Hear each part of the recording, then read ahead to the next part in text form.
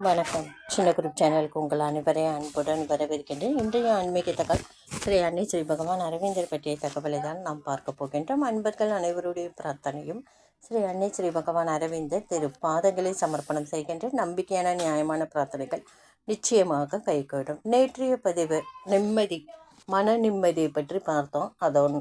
அந்த பகுதியின் தொடர்ச்சியை தான் இன்றைய பதிவில் பார்க்கின்றோம். சாதாரண மனிதன் எப்படி இந்த நிம்மதியை பூரணமாக நிலையாக பெறலாம்?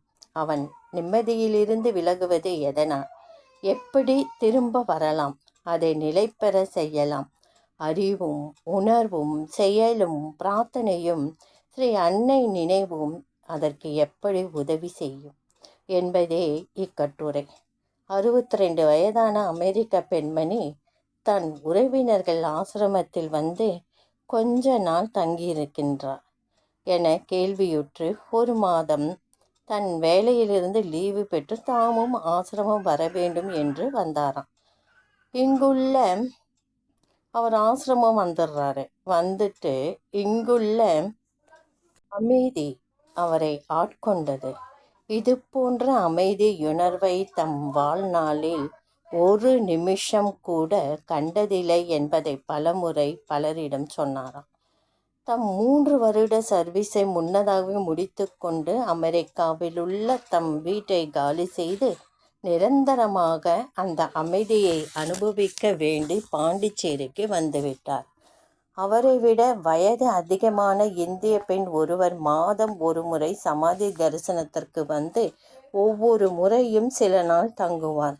ஒரு முறை நெடுநாள் தங்கி கடந்த 25 வருட காலமாக நான் பெறாத அமைதி எனக்கு இப்பொழுது இங்கே கிடைத்திருக்கிறது. அளவு கடந்த நிம்மதியுடனும் சந்தோஷத்துடனும் இருக்கின்றேன் என்று மகளுக்கு கடிதம் எழுதினார். நிம்மதியும் சந்தோஷமும் கிடைத்தற்கரியவை. செல்வமும் பதவியும் கூட கிடைக்கலாம். கிடைத்தற்கரியவை உங்களுக்கு கிடைத்திருப்பது பாக்கியம் என மகள் பதில் எழுதினாராம். பொதுவாக தம்மை வந்து அடைந்தவர்களுக்கு இயல்பாக ஸ்ரீ அன்னை அளிக்கும் நிம்மதி என்ற பரிசு இதுதான். பயம், கவலை, சோகம், வறுமை, ஏமாற்றம், விரக்தி, சந்தேகம், சோர்வு போன்ற உணர்வுகள் ஒன்றோடுடன் கலந்து வரும். ஒன்று மற்றதை உற்பத்தி செய்யும், ஒன்று மற்றதை அதிகப்படுத்தும். நிம்மதியை குலைப்பது கவலை. எனவே முக்கியமாக நாம் கருத வேண்டியது கவலை. இது எப்படி ஏற்படுகிறது, அதை எப்படி அழிக்கலாம் என்பதை இங்கு கவனிக்கத்தக்கது. என்றாலும் 2ஆம் பட்சமாக மற்ற மேற்சொல்லிய குணங்களுக்கு கலந்து வரும். அவற்றுள் பயம், சந்தேகம் முக்கியமானவை. நிம்மதியை ஏற்படுத்த முக்கியமாக கவலையையும் அடுத்தபடியாக பயம், சந்தேகம் ஆகிய 2ஐயும் எப்படி அளிப்பது என்று விளக்கமாக கருதுவோம். நிம்மதியை நேரடியாக அதிகப்படுத்தும் முறைகளையும் அதற்கெதிரானவற்றை அழித்து அதன் மூலம் அதிகப்படுத்தும் முறையையும் சில உதாரணங்கள் மூலம் சொல்லலாம். பல நிகழ்ச்சிகளுக்கு பொதுவான முறைகளை பொதுவாகவும் குறிப்பிட்ட உதாரணத்திற்கு மட்டும் தனிப்பட்ட முறைகளை அதனுடன் இணைத்தும் விளக்க முடியும். ஒரு சாதாரண குடும்ப பெண் திருமணமாகி மாமியார் வீட்டுக்கு போகின்றாள். மாமியார் மருமகளை அளவு கடந்து பிடித்துவிட்டது. மற்ற 4 மருமகள்களை விட்டுவிட்டு இவளுடன் மாமியார் தங்கிடுறாங்க. எதிர்பாராத விதமாக மாமியார் தன் மகளிடம் செலுத்தாத அன்பையும் இந்த மருமகளிடம் காட்டினாள். கணவன் மனைவி மீது உயிரையை வைத்திருந்தான். 6 மாதம் கழிந்தது. அப்பெண் தன் வீட்டிற்கு எழுதிய கடிதத்தில் இவற்றையெல்லாம் விவரித்து விட்டு தனக்கு எந்த குறையும் இல்லை, ஆனால் நம் வீட்டில் இருந்த ஆழ்ந்த அமைதி மட்டும் ஏனோ இங்கில்லை என்று எழுதியிருந்தார். அவள் குடும்பம் ஆழ்ந்த அன்பும் பண்பும் இயல்பாக நிறைந்துள்ள இடம். பல தலைமுறைகளாக முறையாக வாழ்ந்த குடும்பம் என்பதால் அன்பையும் பண்பையும் சிறப்பானதாக கருதாமல் இயல்பான ஒன்றாக கருதிய இடம். அக்குடும்பத்தினர் ஆழ்ந்த நிம்மதியை தாங்கள் அனுபவித்ததை உணராமலேயே என்றென்றும் பெற்றிருந்தனர். அன்பு என்பது தெய்வீக இயல்பு. பாசம் பற்று என்பது மனிதனுடைய குணம். அன்புக்குரியது ஆன்மா எனப்படும் சைத்திய புருஷனே ஆகும். சைத்திய புருஷனுக்கு அன்பு எப்படி இயல்பானதோ அதைப்போல் சாந்தமும் இயல்பானது.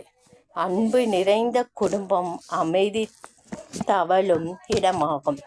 இந்த பெண் புகுந்த வீடு எல்லாவற்றிலும் இவளுக்கு பொருத்தமானதென்றாலும் உயர்ந்த குடும்பங்களுக்குரிய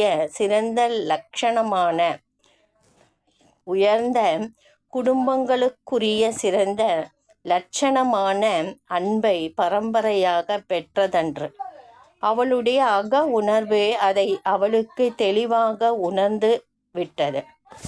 என் வீட்டில் சண்டை சச்சரவு என்று நான் பார்த்ததே இல்லை என்று ஒருவர் தன் 30 வயதில் சொன்னார். அவருடைய குடும்பம் அன்பான ஒன்று என்று அர்த்தம். நிம்மதியை நிலையாக வாழ்வில் அனைவரும் பெற வேண்டுமானால் குடும்பம் அன்புக்கும் பண்புக்கும் உறைவிடமாக இருக்க வேண்டும். இது வாழ்வில் நியதி. இதை எட்டியவர்கள் உண்டு. நிலையான மன நிலையையும் நிறைவாக அனைவரும் ஸ்ரீ அன்னை வழிபாட்டின் பலனாக பெறுவதெப்படி என்று நாம் கருதும் பொழுது சிறப்பான சிலருக்கு மட்டும் பொருந்தும். உயர்ந்த நிலைகளை மட்டும் முறையாக வற்புறுத்த இயலாது. அனைவராலும் முடியக்கூடிய முறைகளையே நாம் குறிப்பிட வேண்டும். ஒரு நாளில் மன நிம்மதியை குலைப்பது சந்தேகம், கடும் சொல் பேசுவது, ஒருத்தர் மீது ஒருத்தர் அன்பு காண்பிக்காமல் இருக்கிறது, போராமல், இந்த மாதிரி சொல்லிக்கிட்டே போகலாம். பல விஷயங்கள் குடும்பத்தில் மன அமைதியை குலைக்கும், மன நிம்மதியை அளிக்கும், கவலையை உற்பத்தி செய்யும். சந்தேகத்தை அதன் வேரிலிருந்து அழிக்கக்கூடியது ஒன்றே, அது நம்பிக்கை. நம்பிக்கையை முழுவதும் ஏற்படுத்துவது பெரிய வேலை என்பதால் அதை ஒதுக்கி நமக்குள்ள சந்தேகத்திற்கு எதிரான நம்பிக்கையை ஏற்படுத்தலாம் என்று முயன்றால் அது எல்லோராலும் முடியக்கூடியது. எளிமையான மனிதனும் தன்னால் முடியாது என்று சொல்ல முடியாத ஒரு முறையாகும். அதுவும் தெய்வ நம்பிக்கையாக அது இருந்தால் பலன் சிறப்பானதாக இருக்கும். வாழ்க்கையில் வீடு, ஆஃபீஸ், பொது வாழ்வு ஆகிய இடங்களில் உள்ள நிம்மதியை குலைக்கும் நிகழ்ச்சிகளை எடுத்து அங்கு எப்படி நிம்மதியை ஏற்படுத்தலாம், அதன் அடிப்படையான சந்தேகத்தை அகற்றலாம், அதன் எதிரியான நம்பிக்கையை உற்பத்தி செய்யலாம் என கருத முயல்வதே இது.